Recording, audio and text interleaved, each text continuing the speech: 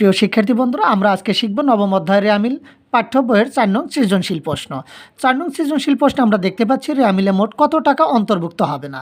আমরা জানি যে উদ্দীপকে যদি ক্রয় নাম থাকে তাহলে কিন্তু সমাপনী মজুত পণ্য আসে না, এবং একই ধরনের যদি দুটি সম্পদ থাকে তাহলে প্রারম্ভিক সম্পদ রেয়ামিলে আসে না।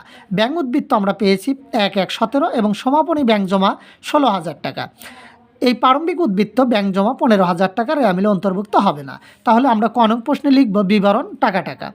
ব্যাংক উদ্বৃত্ত ১,১,১৭, প্রারম্ভিক সম্পদ ১৫,০০০ টাকা এবং সমাপনী মজুত পণ্য ২২,০০০ টাকা, মোট ৩৭,০০০ টাকা রেয়ামিলে অন্তর্ভুক্ত হবে না। খ নং প্রশ্নে আমরা দেখতে পাচ্ছি যে ওহি সিরামিক্স এর রেয়ামিল প্রস্তুত করো।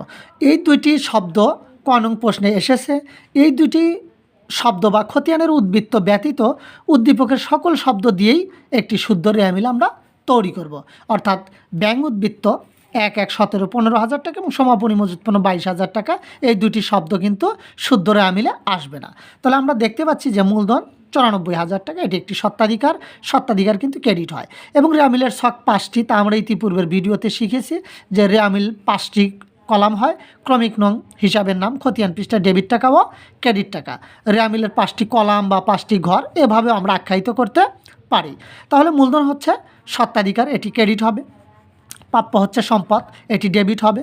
প্রদেয় সমূহ হচ্ছে দায়, এটি ক্রেডিট হবে। আয়কর হচ্ছে সত্ত্বাধিকার হ্রাস, এই কারণে এটি ডেবিট হবে। মূলধন এটি একটি সত্ত্বাধিকার বৃদ্ধি, তাই ক্রেডিট হয়। আয়কর হচ্ছে সত্ত্বাধিকার হ্রাস, এই কারণে এটি ডেবিট হয়। ক্রয় হচ্ছে ব্যয়, এটি ডেবিট হবে। বিক্রয় হচ্ছে আয়, এটি ক্রেডিট হবে। প্রাপ্ত ভাড়াও হচ্ছে আয়, এটি ক্রেডিট হবে। প্রশিক্ষণ ভাতা এটি ব্যয় বা খরচ, ডেবিট হবে। রপ্তানি শুল্ক এটি একটি ব্যয়, ডেবিট হবে। প্রাপ্ত বাট্টা হচ্ছে আয়, সকল প্রকার আয় ক্রেডিট হয়। বিনিয়োগ হচ্ছে সম্পদ, সকল প্রকার সম্পদই ডেবিট হয়। লভ্যাংশ প্রাপ্তি এটি একটি আয়, এটি ক্রেডিট হবে। আসবাবপত্র হচ্ছে সম্পদ, এটি ডেবিট হবে। প্রারম্ভিক মজুত পণ্য এটি একটি ব্যয়, এটি ডেবিট হবে। সমাপনী ব্যাংক জমা হচ্ছে সম্পদ, এটি ডেবিট হবে। আন্তঃফেরত হচ্ছে বিক্রয় ফেরত। বিক্রয় যদি ক্রেডিট হয়, বিক্রয় যদি আয় হয়, তাহলে বিক্রয় ফেরত কিন্তু আয় হ্রাস। এই আন্তঃফেরতের আর এক নাম হচ্ছে বিক্রয় ফেরত। বিক্রয় ফেরত হলে বা আন্তঃফেরত হলে আয়কে হ্রাস করে, এই কারণে ডেবিট পাশে আমরা লিখব।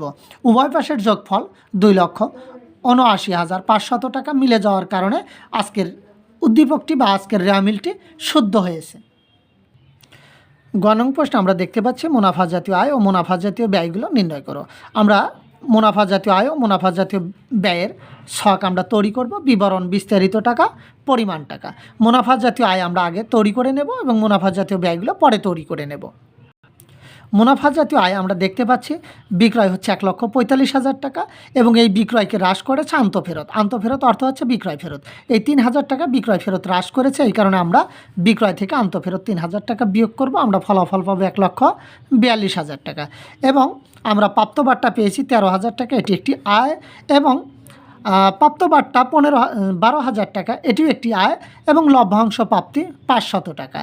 এই উদ্দীপকের আলোকে আমরা 4টি আয় পেয়েছি। 4টি আয়ের যোগফল হচ্ছে ১,৬৭,৫০০ টাকা। মুনাফা জাতীয় ব্যয়গুলো আমরা তৈরি করে নেব। মুনাফা জাতীয় ব্যয় তৈরি করার পূর্বে আমরা জানব বিক্রিত পণ্যের ব্যয়। বিক্রিত পণ্যের ব্যয় সর্বপ্রথম আসবে প্রারম্ভিক মজুত পণ্য। আমরা প্রারম্ভিক মজুত পণ্য দেখতে পাচ্ছি যে ২৫,০০০ টাকা এবং ক্রয় দেখতে পাচ্ছি ১,৩০,০০০ টাকা। প্রারম্ভিক মজুত পণ্য এবং ক্রয় যোগ করলে আমরা পাবো বিক্রয়যোগ্য পণ্যের ব্যয় ১,৫৫,০০০ টাকা। ১,৫৫,০০০ টাকা থেকে আমরা সমাপনী মজুত পণ্য ২২,০০০ টাকা বিয়োগ করব। বিয়োগ করলে আমরা ফলাফল পাবো ১,৩৩,০০০ টাকা। ১,৩৩,০০০ টাকাই হচ্ছে বিক্রিত পণ্যের ব্যয়। আমরা পরোক্ষ খরচগুলো বা পরিচালন ব্যয়গুলো আমরা খুঁজে বের করব। আজকের উদ্দীপকে আমরা দেখতে পাচ্ছি যে প্রশিক্ষণ ভাতা এবং রপ্তানি শুল্ক, এই দুটি ব্যয় ব্যতীত আর কোনো পরিচালন ব্যয় নেই।